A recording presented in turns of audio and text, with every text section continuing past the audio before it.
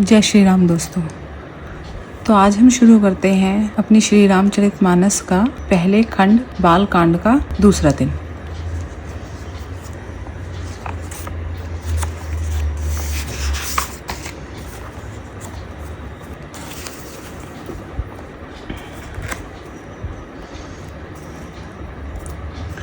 जय श्री राम।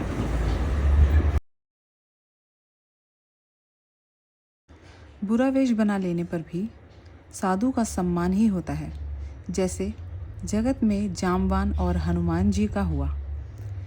बुरे संग से हानि और अच्छे संग से लाभ होता है। यह बात लोक और वेद में है और सभी लोग इसको जानते हैं।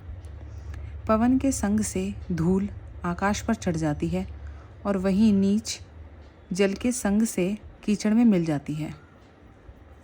साधु के घर के तोता मैना राम राम सुमिरते हैं और असाधु के घर के तोता मैना गिन गिन कर गालियाँ देते हैं। कुसंग के कारण धुआं कालिख कहलाता है, वहीं धुआं सुंदर स्याही होकर पुराण लिखने के काम में आता है और वही धुआं जल, अग्नि और पवन के संग से बादल होकर जगत को जीवन देने वाला बन जाता है।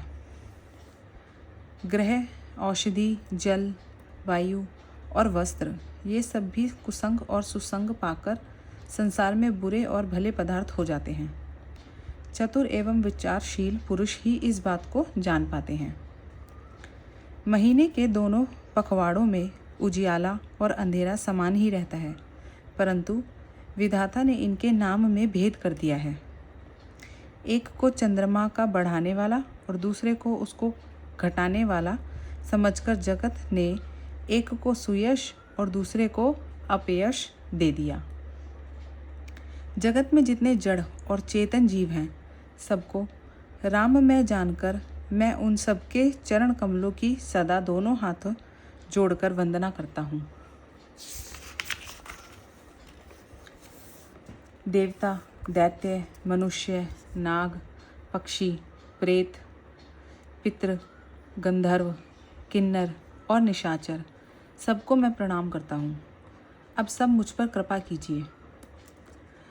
84 लाख योनियों में 4 प्रकार के जीव जल, पृथ्वी और आकाश में रहते हैं। उन सबसे भरे हुए इस सारे जगत को श्री सीता रामायण जानकर मैं दोनों हाथ जोड़कर प्रणाम करता हूँ। मुझको अपना दास जानकर कृपा की खान आप सब लोग मिलकर छल छोड़कर कृपा कीजिए। मुझे अपने बुद्धि बल का भरोसा नहीं है, इसलिए मैं सबसे विनती करता हूँ। मैं श्री रघुनाथ जी के गुणों का वर्णन करना चाहता हूँ, परंतु मेरी बुद्धि छोटी है और श्री राम जी का चरित्र अथाह है। इसके लिए मुझे उपाय का एक भी अंग अर्थात कुछ भी उपाय नहीं सूझता। मेरे मन और बुद्धि कंगाल है, किंतु मनोरथ राजा है। मेरी बुद्धि तो अत्यंत नीची है और चाह बड़ी ऊंची है। चाह तो अमृत पाने की है, पर जगत में जुड़ती छाछ भी नहीं। सज्जन मेरी डिठाइयों को क्षमा करेंगे और मेरे बाल वचनों को मन लगाकर सुनेंगे। जैसे बालक जब तोतले वचन बोलता है तो उसके माता पिता उन्हें प्रसन्न मन से सुनते हैं, किंतु क्रूर, कुटिल और बुरे विचार वाले लोग जो दूसरों के दोषों को ही भूषण रूप से धारण किए हुए रहते हैं, उन पर वह हंसेंगे।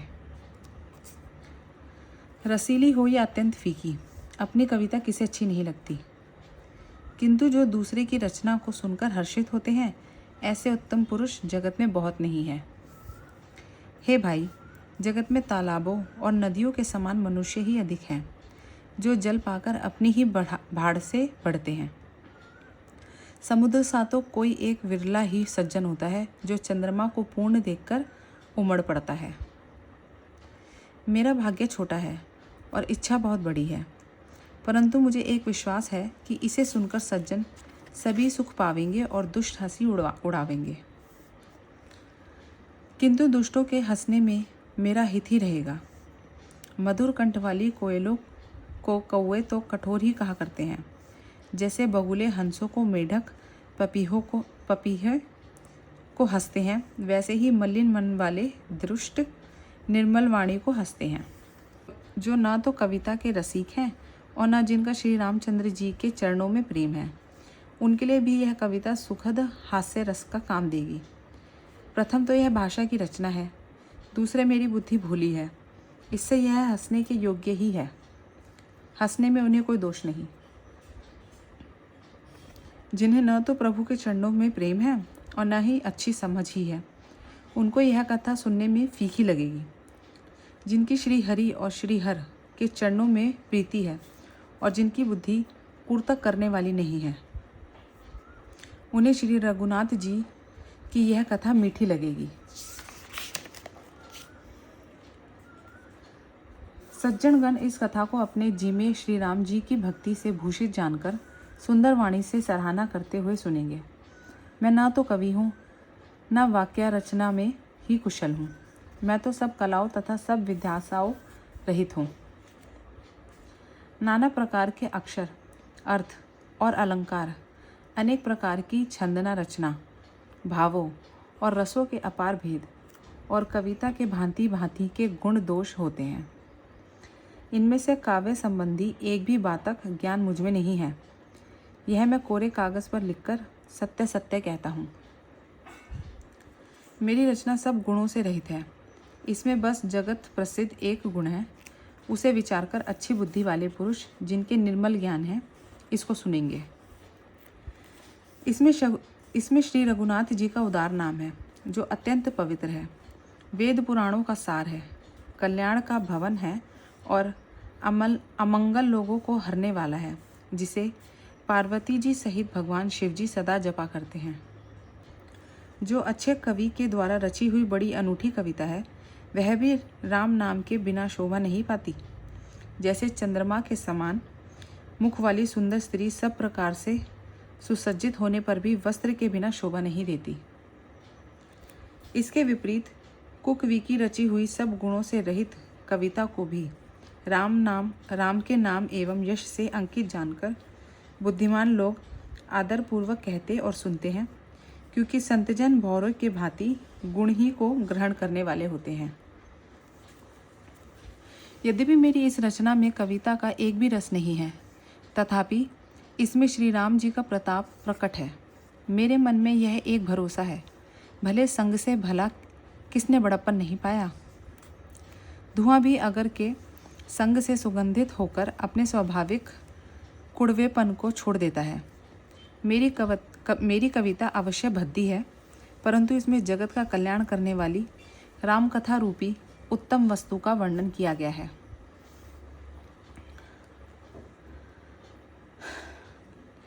तुलसीदास जी कहते हैं कि श्री रघुनाथ जी की कथा कल्याण करने वाली और कलयुग के पापों को हरने वाली है।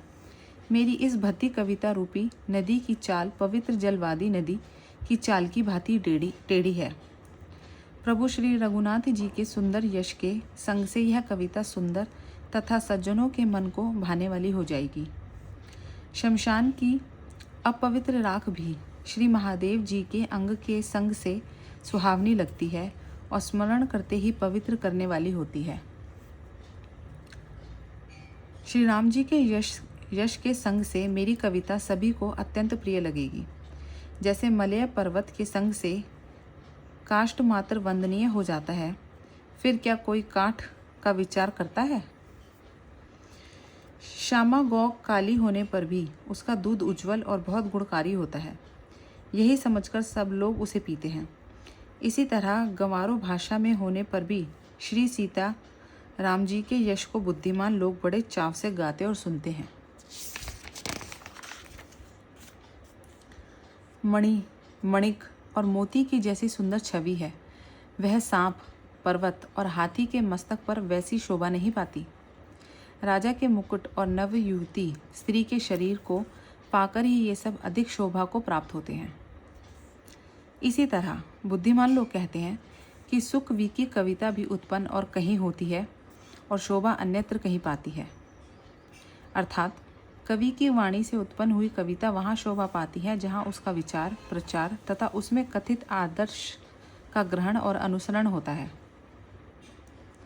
कवि के स्मरण करते ही उसकी भक्ति के कारण सरस्वती जी ब्रह्मा लोक को छोड़कर दौड़ी आती है।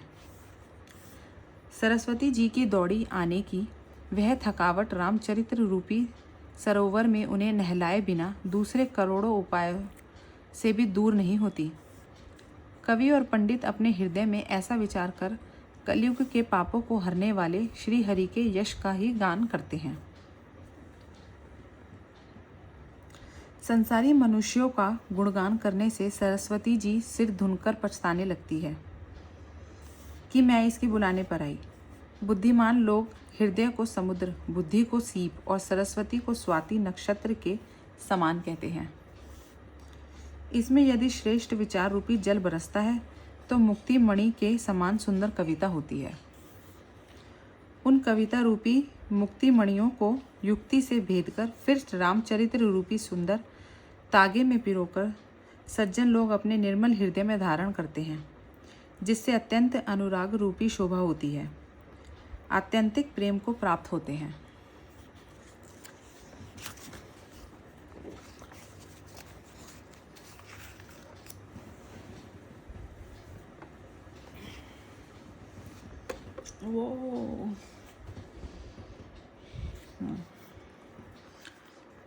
जो कराल कलयुग में जन्मे हैं, जिनकी करनी कौवे के समान है और वेश हंस का सा है,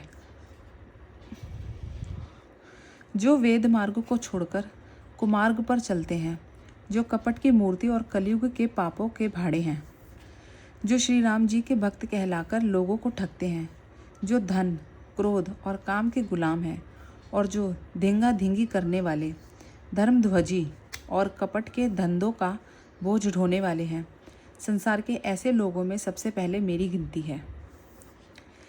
यदि मैं अपने सब अवगुणों को कहने लगूं तो कथा बहुत बढ़ जाएगी और मैं पार नहीं हो पाऊंगा। इससे मैंने बहुत कम अवगुणों का वर्णन किया है, बुद्धिमान लोग थोड़े में ही समझ लेंगे।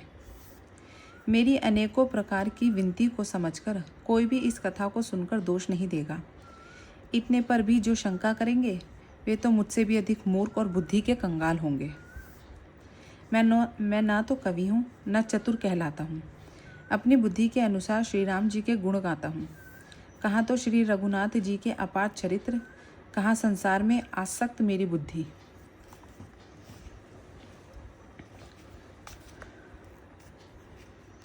जिस हवा से सुमेरु जैसे पहाड़ उड़ जाते हैं, कहिए तो उसके समान रूई किस गिनती में है। श्री राम जी के असीम प्रभुता को समझकर कथा रचने में मेरा मन बहुत हिचकता है। सरस्वती जी, शेष जी, शिव जी, ब्रह्मा जी, शास्त्र, वेद और पुराण, ये सब नेति नेति कहकर सदा जिनका गुणगान किया करते हैं। यद्यपि प्रभु श्री रामचंद्र जी की प्रभुता को सब ऐसे ही जानते हैं, तथापि कहे बिना कोई नहीं रहा। इसमें वेद ने ऐसा कारण बताया है कि भजन का प्रभाव बहुत तरह से कहा गया है। अर्थात भगवान की महिमा का पूरा वर्णन तो कोई कर नहीं सकता, परंतु जिससे जितना बन पड़े उतना भगवान का गुणगान करना चाहिए, क्योंकि भगवान के गुणगान रूपी भजन का प्रभाव बहुत ही अनोखा है। उसका नाना प्रकार से शास्त्रों में वर्णन है। थोड़ा सा भी भगवान का भजन मनुष्य को सहज ही भव सागर से तार देता है। जो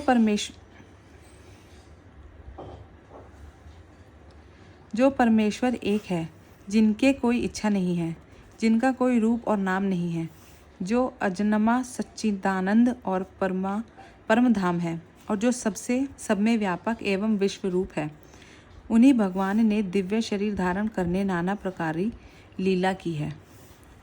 वह लीला केवल भक्तों के हित के लिए ही है, क्योंकि भगवान परम कृपालु हैं और शरणागत के बड़े प्रेमी हैं, जिनकी भक्तों पर बड़ी ममता और कृपा है, जिन्होंने एक बार जिस पर कृपा कर दी उस पर फिर कभी क्रोध नहीं किया। वे प्रभु श्री रघुनाथ जी गई हुई वस्तु को फिर प्राप्त करने वाले, गरीब निवाज, सरल स्वभाव, सर्वशक्तिमान और सबके स्वामी हैं। यही समझकर बुद्धिमान लोग उन श्री हरि का यश वर्णन करके अपनी वाणी को पवित्र और उत्तम फल देने वाली बनाते हैं। उसी बल से महिमा का यथार्थ वर्णन नहीं, परंतु महान फल देने वाला भजन समझकर भगवत कृपा करके बल पर ही मैं श्री रामचंद्र जी के चरणों में सिर निवार कर श्री रघुनाथ जी के गुणों की कथा कहूँगा। इसी विचार से मुनियों ने पहले हरि की कीर्ति गाई है। भाई उसी मार्ग पर चलना मेरे लिए सुगम होगा। जो अत्यंत बड़ी श्रेष्ठ नदियां हैं, यदि राजा उन पर पुल बंधा देता है तो अत्यंत छोटी चींटियां भी उन पर चढ़कर बिना ही परिश्रम के पार चली जाती हैं। इसी प्रकार मन को बल दिखलाकर मैं श्री रघुनाथ जी की सुहावनी कथा की रचना करूँगा।